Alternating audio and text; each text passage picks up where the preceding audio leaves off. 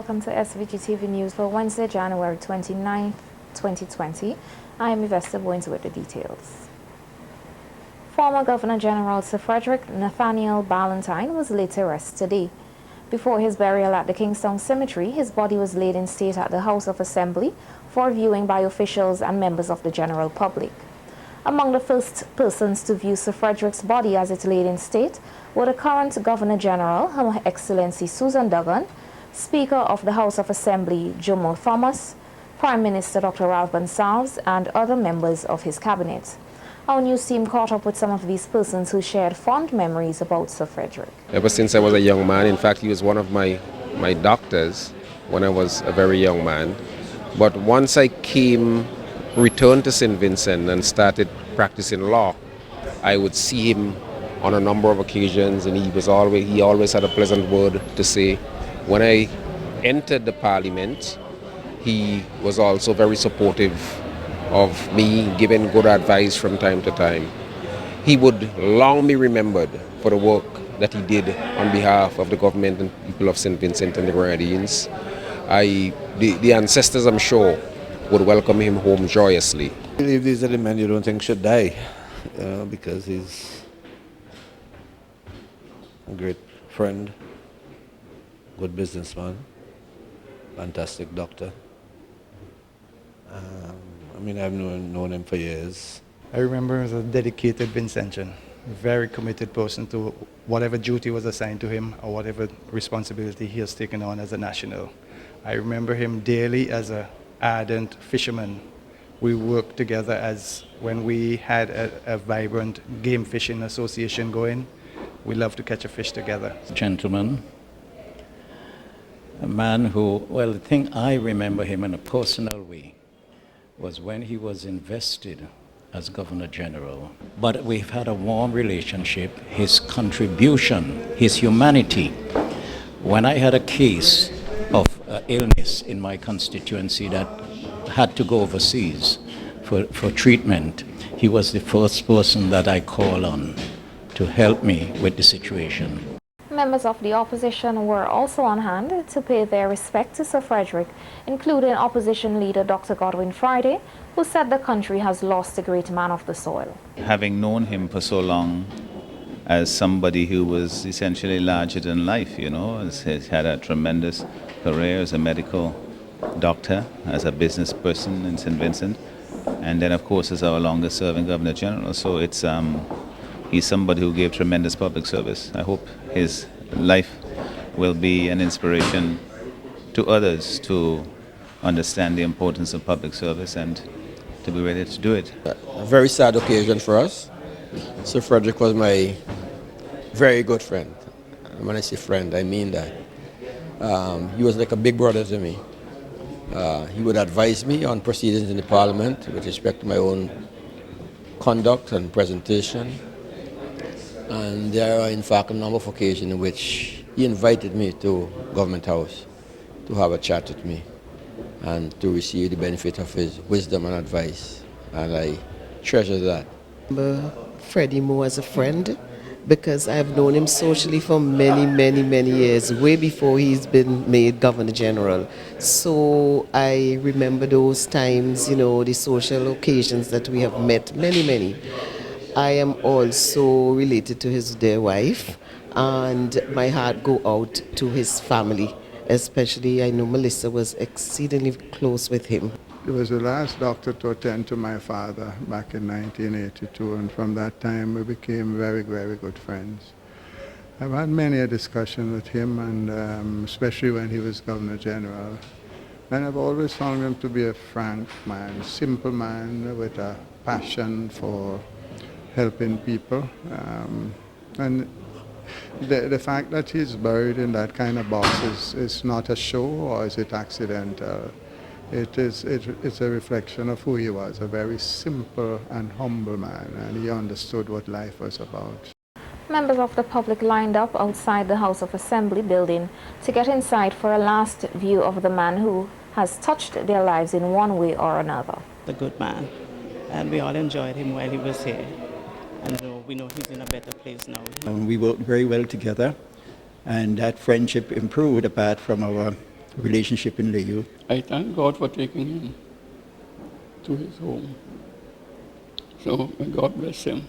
I haven't worked with him for quite a number of years as his outrider while he served as Governor General. And he was a good doctor, you know, very, very good man. Help a lot of people, you know. Very, very good guy. I used to work with his father as a young guy, young kid, at Olive's Hotel. And what happened, I know Freddie was at this island, Young's Island, his partnership. So I went to look for him, but I didn't get to see him. So now I get to see him, so I had to take advantage of it right now. He was my doctor in the 80s and 70s. And he was a nice doctor, a good, nice gentleman. Yeah, I just admire the way that he carries himself most of all. I'm going to spare respect to a very good man. He did a lot of good for the poor people in the country. I have great respect. I have a lot of fond memories of Sir Frederick, and I will treasure those memories. Samuel was my cousin, and he died a good man, without fear and honest, true and honest. When the family go to him, I go to him, and others, he don't take any charges. He just set we free, no money at all, and we always remember him. Just remember that unique mustache and that smile. He has a very good way of greeting you, and you could have seen, as one said before, the respect in him. He always treated you with respect. At the Methodist Church, where a Thanksgiving service was held for the former Governor General, an hour-long musical tribute was done upon the request of Sir Frederick. Prime Minister Dr. Ralph Gonsalves paid an emotional, personal tribute to Sir Frederick with a poem. With a poem which Freddie knew well, Crossing the Bar by Alfred Lord Tennyson. Sunset and evening star, and one clear call for me. And may there be no moaning of the bar when I put out to sea, but such a tide as moving seems asleep, too full for sound and foam. When that which drew from the boundless deep turns again home. Twilight and the evening bell, and after that the dark. And may there be no sadness of farewell. PM Gonsalves said Sir Frederick has left a void and will be dearly missed. A pearl, a jewel, radiating that which is best among us. You have undoubtedly been a force for good for our nation. You performed your duties with utmost ease and grace. I shall always remember our many conversations between head of state and head of government, between Freddie and Ralph. Your wisdom, your patience, and your calm always impressed me. The good governance of our nation benefited from your gentle and sometimes not so gentle guidance. I miss you very much. I remain pained that your illness caused you to demit the office of Governor General. Two sons of the former Governor General also paid tribute to their father, remembering him as a great man who played an important role in molding them into the men they are today. Benjamin Ballantyne, our father, was a man of love. Love's genesis is in God, and whoever lives in God, whoever lives in love, lives in God. Jesus Christ, the Almighty God himself, said that the greatest commandments are to love God and love your neighbor as yourself. Our father lived his life in love. His life exemplified love. He was a humble man who loved his family, who loved people, who loved humanity, who loved his country. Indeed, he was a dedicated humanitarian. As a physician, he impacted the lives of numerous people. He loved the sea, and he embraced others who had the similar interest. He once approached a junior cook in the kitchen of Young Island, who worked on the boats and had a keen interest in sailing. Dad told this cook that one day he would become a captain. And Dad arranged for an apprenticeship with a renowned captain, after which this cook has now become a captain. Today he owns his own boat. There are numerous other stories where our father saw the potential in others and was a catalyst for propelling them forward. The Chinese philosopher. In other news, the increasing number of persons with diabetes in SVG is a major concern for the health authorities. Foot care practitioner attached to the Ministry of Health, Sister Janice Oliver Crease, said that she is very concerned about the health complications that are caused because of diabetes, and steps must be taken to reduce the non-communicable disease. Complication like, it affects the foot, it affects the kidney, it affects the heart, and you can go on and on. But the bottom line of the diabetes in St. Vincent and the Grenadines can be hereditary, and it can be our lifestyle. So for us to really combat, or to fight against it, we have to pay attention to our lifestyle.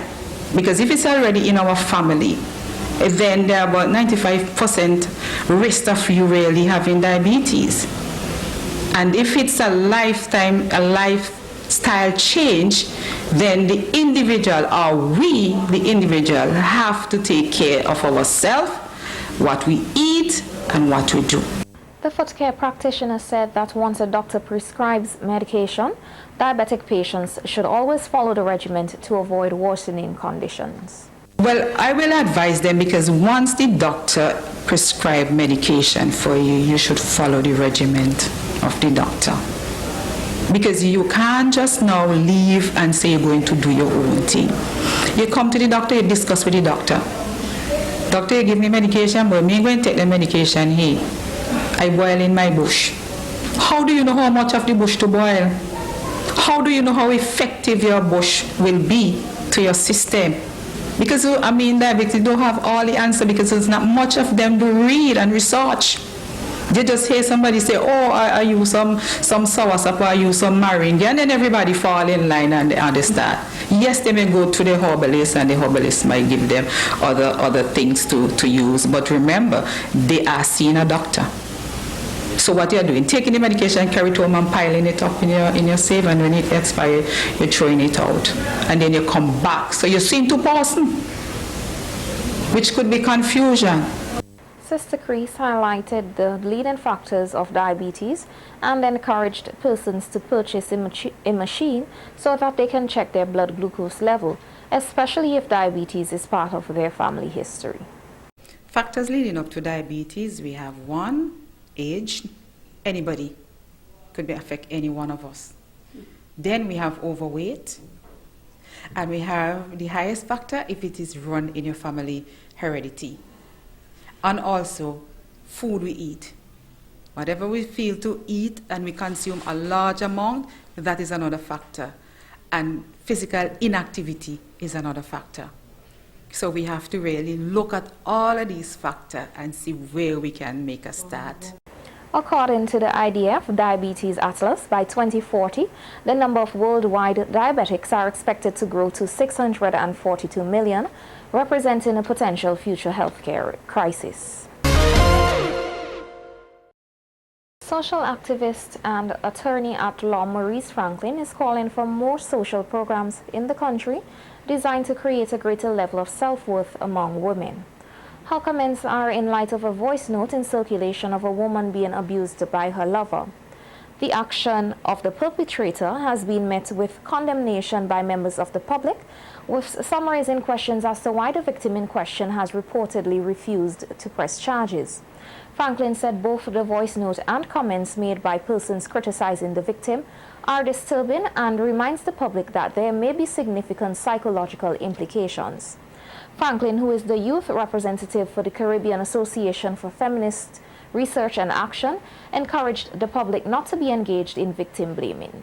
Yes, actually I do, because we tend to focus on programs where we try to ensure that people understand that it's their responsibility to report incidents of domestic violence, but we don't necessarily look at the root causes behind non-reporting, and obviously things like that link back to your own sense of self-worth and your understanding of the need to protect yourself above all else. I would say to them that, yes, while we might be disappointed and considering that this could happen to other young women and not necessarily understanding why persons would choose not to press charges in incidents like this, we should still try to be careful not to engage in victim blaming and holding the victim accountable for the actions of the abuser or holding them accountable for the particular reaction that they may be exhibiting. Highlighting the legal provisions in dealing with domestic violence, Franklin said while persons feel the law isn't strong enough, engineering social programs may be the best alternative. Well, I don't really have a lot of experience with criminal law, but I can say that we don't necessarily have those provisions in place.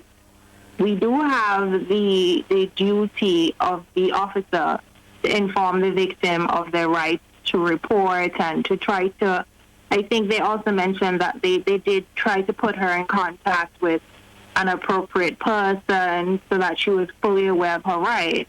But we don't have mechanisms where you can then go forward with charges without the consent of the victim. I'm not sure legal reform is the answer. Like I said, I think it's more to do with our social programming and the efforts that are exerted by our support network, so to speak. There are many persons who will offer support to victims, and Franklin has some advice for these persons. I think we should be involved, but we should also just make it a policy to be open to offering support when it's asked for, because it's one thing to say that you're there and you're offering support, but you also have to be aware of the need for the person receiving the support to be ready.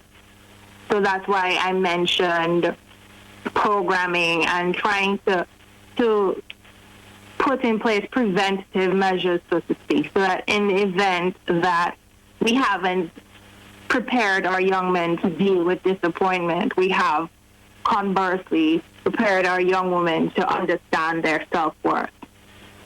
And yes, I love that you said alleged perpetrator, because we really and truly have no way of proving beyond a shadow of a doubt that yes, this is the person or that is the person. So it's all just allegations until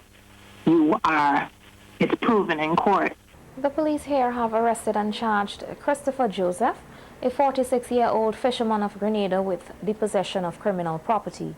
The police said the accused allegedly had in his possession $10,880 EC dollars and $20 US in cash, which he knows or suspects, in whole or in part, directly or indirectly, represents the proceeds of criminal conduct. The incident occurred at the Grenadines Wharf, Kingstown, on Friday, January 25th.